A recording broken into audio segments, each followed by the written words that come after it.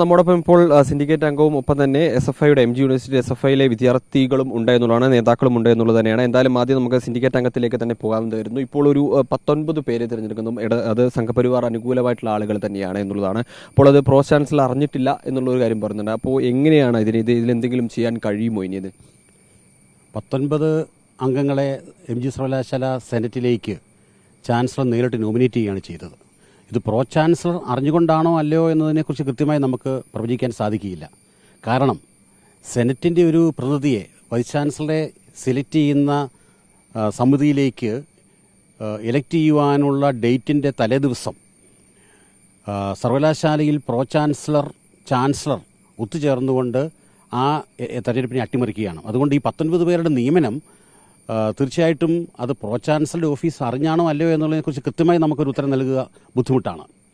മഹാത്മാഗാന്ധി സർവകലാശാലയുടെ ചരിത്രത്തിൽ തന്നെ ആദ്യമായിട്ടാണ് ഇത്തരത്തിൽ സർവകലാശാലയുടെ വൈസ് ചാൻസലർ ഓഫീസിൽ നിന്നും ഒരു ലിസ്റ്റ് കൊടുത്ത് സാധാരണഗതിയിൽ അതിൽ എന്തെങ്കിലും ചെറിയ ഭേദഗതികൾ വരുത്തിക്കൊണ്ട് നോമിനേഷൻ പൂർത്തിയാക്കുകയാണ് സാധാരണ ചാൻസലറുടെ ഓഫീസ് ചെയ്തു വന്നിരുന്നത്.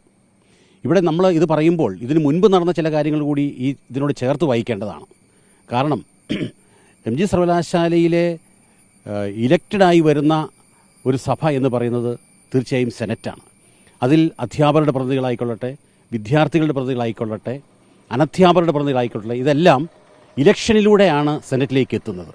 അപ്പോൾ തെരഞ്ഞെടുപ്പിലൂടെ വന്നിരിക്കുന്ന സെനറ്റിനെ അതിൻ്റെ അവിടെ വരുന്ന തീരുമാനങ്ങളെ, അവിടെ വരുന്ന ഇലക്ഷനെ ഒക്കെ ഭാവിയിൽ അട്ടിമറിക്കുവാൻ ചാൻസലറുടെ ഓഫീസ് തനിക്ക് കിട്ടിയുള്ള ഒരു അധികാരം ഉപയോഗിച്ചു എന്ന് വേണം ഇതിനെ കരുതുവാൻ. ബോർഡ് ഓഫ് സ്റ്റഡീസിൻ്റെ നിയമനം നമ്മൾ ഇതിന് മുമ്പ് തന്നെ കണ്ടതാണ്. സർവകലാശാലയിൽ നിന്നും സാധാരണഗതിയിൽ നൽകുന്ന ബോർഡ് ഓഫ് സ്റ്റഡീസ് സർവകലാശാലയുടെ നിയമങ്ങൾക്കും ചട്ടങ്ങൾക്കും വിരുദ്ധമായി ആളുകളെ കൊണ്ട് കുത്തി നിറച്ചുകൊണ്ട് ഇന്ന് ആ ബോർഡ് ഓഫ് സ്റ്റഡീസിൻ്റെ പ്രവർത്തനങ്ങൾ മുന്നോട്ട് പോകുവാൻ പോലും പറ്റാത്ത രീതിയിൽ ഇന്ന് സ്തംഭിച്ച് നിൽക്കുകയാണ്. രാജ്യത്തെ തന്നെ ഏറ്റവും മികച്ച സർവകലാശാലയായ മഹാത്മാഗാന്ധി സർവകലാശാല, അത് NAAC A++ അംഗീകാരം നേടിയ സർവകലാശാല, രാജ്യത്തെ ഏറ്റവും മികച്ച 10 സർവകലാശാലയുടെ പട്ടിക എടുക്കുകയാണെങ്കിൽ അതിൽ ഒന്നായി മാറുന്ന MG സർവകലാശാല, അതിലേക്കാണ് ഇത്തരത്തിൽ ജനാധിപത്യ വിരുദ്ധമായിട്ടുള്ള ഒരു നടപടി ചാൻസലറുടെ പക്കൽ നിന്നും ഉണ്ടായിട്ടുള്ളത്. ഇതിൽ വളരെ കൗതുകകരമെന്ന് പറയട്ടെ, ചാൻസലർ അതിന് 2 ദിവസം മുൻപ് കണ്ണൂർ സർവകലാശാലയാണെന്നോ എവിടെ ഒരു യോഗത്തിൽ ഇങ്ങനെ പറഞ്ഞു, ക്യാമ്പസുകളിൽ നിന്നും രാഷ്ട്രീയം തന്നെ ഒഴിവാക്കണം എന്നാണ് അദ്ദേഹം പറഞ്ഞത്. പക്ഷേ നമുക്കറിയാം, മഹാത്മാഗാന്ധിയുടെ പേരിലുള്ള ഈ സർവകലാശാലയിൽ ഗാന്ധിജി തന്നെ പറയുകയുണ്ടായി, നിങ്ങൾ സ്വാതന്ത്ര്യ സമരത്തിൽ പങ്കെടുക്കുവാൻ ക്യാമ്പസുകൾ വിട്ട് പുറത്തേക്ക് ഇറങ്ങുക എന്നാണ് പറഞ്ഞത്. എന്ന് പറഞ്ഞാൽ രാജ്യത്തിൻ്റെ സ്വാതന്ത്ര്യം ലഭിക്കുന്നതിന് വേണ്ടി, അതല്ലെങ്കിൽ മറ്റ് പ്രവർത്തനങ്ങൾ ഏറ്റെടുക്കുന്നതിന് വേണ്ടി വിദ്യാർത്ഥികളിൽ ശരിക്കും രാഷ്ട്രീയം ഉണ്ടാകണം എന്ന നിർദ്ദേശമാണ് രാഷ്ട്രപിതാവായ ഗാന്ധിജി പോലും മുന്നോട്ട് വെച്ചിട്ടുള്ളത്. മഹാത്മാഗാന്ധി യൂണിവേഴ്സിറ്റിയുടെ സെനറ്റിലേക്ക് നോമിനേറ്റ് ചെയ്യുമ്പോൾ എനിക്ക് പറയുവാനുള്ള, ഇത്തരത്തിൽ സംഘപരിവാർ അംഗങ്ങളെ കുത്തിനിറയ്ക്കുമ്പോൾ ഹൃദയവേദന ഉണ്ടാകുന്നത് ഗാന്ധിജിയുടെ ഘാതകരുടെ പിൻതലമുറക്കാരായിട്ടുള്ള സംഘപരിവാർ ശക്തികളെ കൊണ്ട് ഗാന്ധിജി യൂണിവേഴ്സിറ്റിയെ നിറയ്ക്കുവാനുള്ള ചാൻസലറുടെ ഓഫീസിൻ്റെ പ്രവണത, അത് യാതൊരു തരത്തിലും അംഗീകരിച്ചു കൊടുക്കാൻ പാടില്ല.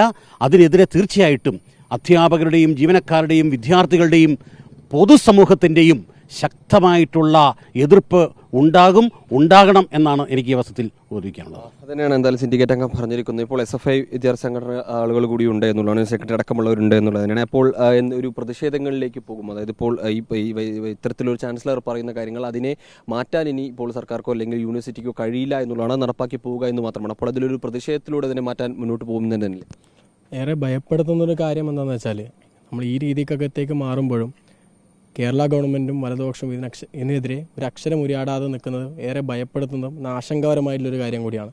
ഇതിനകത്ത് SFIയുടെ നിലപാടെന്ന് വെച്ചാൽ, ഇനി വരുന്ന ദിവസങ്ങളിൽ ഏറ്റവും ശക്തമായ പ്രതിഷേധങ്ങൾ ഏറ്റെടുത്തുകൊണ്ട് ക്യാമ്പസിനെ, സർവകലാശാലയെ RSS വൽക്കരിക്കാൻ പോകുന്ന ശ്രമത്തിനെ എന്തുകൊടുത്തും പ്രതിരോധിക്കുന്ന രീതി അതുമായിട്ട് ബന്ധപ്പെട്ടുകൊണ്ടുണ്ടാവും എന്ന രീതിക്കകത്തേക്ക് തന്നെ. കാരണം ഈ സെനറ്റിലേക്ക് പേര് നോമിനേറ്റ് ചെയ്യുന്ന തൊട്ട് മുന്നേ തന്നെ RSSൻ്റെ നേതാക്കളെല്ലാം വന്ന് VC കാണുന്നൊരു സ്ഥിതി ഉണ്ടായിട്ടുണ്ട്.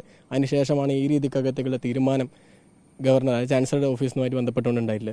ഇത് SFIയുടെ നിലപാടിന് വരും ദിവസങ്ങളിൽ ഏത് കാരണവശാലും സർവകലാശാലയെ അതായത് RSS വൽക്കരിക്കാൻ സമ്മതിക്കുന്ന രീതി SF ഉണ്ടാവില്ല. അതിന് എന്ത് കൊടുത്തും SFI പ്രതിരോധിക്കും എന്നാണ് പറയാനുള്ളത്. SFI യൂണിറ്റ് കമ്മിറ്റിയുടെ തീരുമാനം ആ രീതിക്കകത്തേക്കാണ്.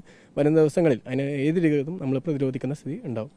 സംഘപരിവാർ വൽക്കരണമായി തന്നെയല്ലേ കാണുന്നത്? അതെ, നമ്മളിപ്പോൾ ചൂണ്ടിക്കാണിക്കുകയാണെങ്കിൽ കേരളത്തിൻ്റെ കാലിക്കറ്റ് യൂണിവേഴ്സിറ്റി ആയിക്കോട്ടെ, കേരള യൂണിവേഴ്സിറ്റി ആയിക്കോട്ടെ, മുൻപേ നമ്മുടെ അനുഭവങ്ങളുണ്ട്. നേരത്തെ സാർ സൂചിപ്പിച്ചതുപോലെ ഒരു വൈസ് ചാൻസലർ നിയമനത്തിന് വേണ്ടിയിട്ടുള്ള സെർച്ച് കമ്മിറ്റിയെ നിയോഗിക്കാൻ വേണ്ടിയിട്ട് സെനറ്റ്, അതിലേക്കുള്ള അംഗങ്ങളെ തിരഞ്ഞെടുക്കാൻ വേണ്ടിയിട്ടൊരു സെനറ്റ് യോഗം വെക്കുന്നത്, അത് വെക്കുന്നതിൻ്റെ തലേ ദിവസം പ്രോ ചാൻസലറും കൂടി ആലോചിച്ചുകൊണ്ട് ആ യോഗത്തെ മാറ്റിവെക്കുന്ന ഒരു സ്ഥിതിയാണ് ഉണ്ടായിട്ടുള്ളത്.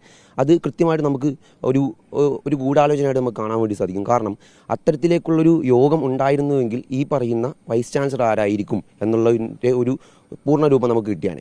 ഇത് ഒരു വൈസ് ചാൻസലർ, അത് സംഘപരിവാർ അനുകൂലിയായിട്ടുള്ള ഒരു വൈസ് ചാൻസലറെ നിയമിക്കുന്നു. തൊട്ടു പിന്നാലെ ഒരു ഓർഡർ ഇറങ്ങിയാണ്, ഒരു ഗവർണർ നോമിനേറ്റ് ചെയ്തിരിക്കുന്നു 19 പേരെ, അതും സംഘപരിവാർ അനുകൂലികളായിട്ടുള്ള യാതൊരു വിധത്തിൽ ഒരു ക്വാളിഫിക്കേഷനും ഇല്ലാത്ത 19 പേരെന്ന് പറയുമ്പോൾ നേരത്തെ സൂചിപ്പിച്ചതുപോലെ ഒരു സെനറ്റിലെടുക്കുന്ന തീരുമാനങ്ങളെ അട്ടിമറിക്കാൻ വേണ്ടിയിട്ട് ജനാധിപത്യ വിരുദ്ധമായിട്ടുള്ള അല്ലെങ്കിൽ വിദ്യാർത്ഥി രാഷ്ട്രീയപരമായിട്ടുള്ള കാര്യങ്ങൾ, ജനാധിപത്യ ആയിട്ടുള്ള കാര്യങ്ങളെല്ലാം അട്ടിമറിച്ചുകൊണ്ട് തികച്ചും സംഘപരിവാർ നിയമങ്ങൾ അല്ലെങ്കിൽ സംഘപരിവാർ നയങ്ങൾ യൂണിവേഴ്സിറ്റിക്കകത്ത് നടപ്പിലാക്കിക്കൊണ്ട് വിദ്യാർത്ഥികളെയും സമരം ചെയ്യുന്നവരെയും അല്ലെങ്കിൽ അവകാശ ലംഘനങ്ങൾക്കെതിരെ കൃത്യമായി പോരാടുന്നവരെയും നിശബ്ദരാക്കാൻ വേണ്ടിയിട്ടുള്ള ഒരു രാഷ്ട്രീയമാണ് ഗവർണറുടെ നേതൃത്വം നടത്തിക്കൊണ്ടിരിക്കുന്നത്. നേരത്തെ സൂചിപ്പിച്ചതുപോലെ ഇതിനെതിരെ പ്രോ ചാൻസലർ എനിക്കൊന്നും അറിയില്ല എന്ന രീതിയിലേക്ക് കൈ കഴുകുമ്പോൾ അതിന് ഒരു തരത്തിലേക്കും അംഗീകരിക്കാൻ ഈ സർവകലാശാലയിലെ വിദ്യാർത്ഥി സമൂഹത്തിന് സാധിക്കുകയില്ല. കാരണം ഈ സർവകലാശാലയിൽ നിന്നും മുൻപും ഏറെ അക്കാദമികപരമായിട്ടും മതേതരപരമായിട്ടുള്ള നിലപാടുകൾ കൊണ്ട് ഏറെ ശ്രദ്ധേയമായിട്ടുള്ള യൂണിവേഴ്സിറ്റിയാണ് MG സർവകലാശാല. ആ യൂണിവേഴ്സിറ്റിയെ നശിപ്പിക്കാൻ വേണ്ടിയിട്ടുള്ള സംഘടിതപരമായിട്ടുള്ള നീക്കം, ആ നീക്കത്തെ എന്തു വില കൊടുത്തും പ്രതിഷേധത്തിലൂടെയും പ്രതിരോധത്തിലെയും മറികടക്കും.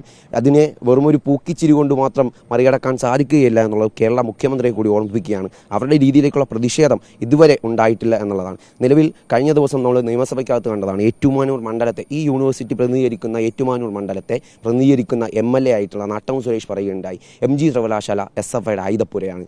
ഇത്രയും പറഞ്ഞുകൊണ്ട് വിദ്യാർത്ഥി വിരുദ്ധമായിട്ടുള്ള നടപടികൾ അല്ലെങ്കിൽ ഒരു പ്രസ്താവന നടത്തി MLA പോലും ഈ ഒരു രീതിയിലേക്ക് ഈ ഒരു കാര്യത്തെ പ്രതിഷേധിച്ചുകൊണ്ട് മുന്നോട്ടേക്ക് വരാൻ വേണ്ടി തയ്യാറായിട്ടില്ല.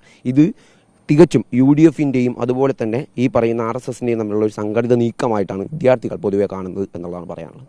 അതുതന്നെയാണ്. എന്തായാലും ശക്തമായ പ്രതിഷേധം SFIയുടെ ഭാഗത്തും ഉണ്ടാകും എന്നുള്ളത് തന്നെയാണ്. സംഘപരിവാറിന്റെ RSS വൽക്കരണം അതെന്തായാലും MG സർവകലാശാലയിൽ നടപ്പാക്കില്ല എന്നും ഒപ്പം തന്നെ ഇതിൽ UDF സർക്കാരിനെയും കൃത്യമായി വിമർശിക്കുകയും ചെയ്യുന്നുണ്ട്. വീഡിയോ ജേർണലിസ്റ്റ് രഞ്ജിത്ത് കളത്തിപ്പിടിക്കൊപ്പം reporter Akhil, in reporter, Kottayam.